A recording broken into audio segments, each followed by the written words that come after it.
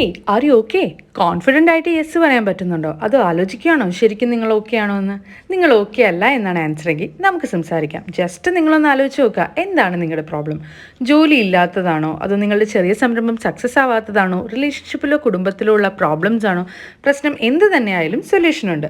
ആ സൊല്യൂഷൻ ഉള്ളത് നിങ്ങളുടെ സബ് കോൺഷ്യസ് മൈൻഡിലാണ്. രണ്ട് തരത്തിൽ ആളുകൾ ചിന്തിക്കുന്നു. ഒരു സെറ്റ് ഞാൻ തോറ്റുപോകും, മറ്റുള്ളവർ എന്ത് എന്നെപ്പറ്റി ചിന്തിക്കുമെന്ന് ചിന്തിക്കുന്നു. സെക്കൻഡ് സെറ്റിലുള്ളവർ ഞാൻ തീർച്ചയായും ജയിക്കും, മറ്റുള്ളവർ എന്ത് കരുതാൻ. ഇതിൽ ആദ്യം പറഞ്ഞ കൂട്ടർ ലൈഫിൽ മിക്കവാറും സ്റ്റക്കായിരിക്കും. ഒരു കാര്യം ട്രൈ ചെയ്യുന്നതിന് മുന്നേ തന്നെ തോൽവി സമ്മതിച്ചവരാകും അവർ.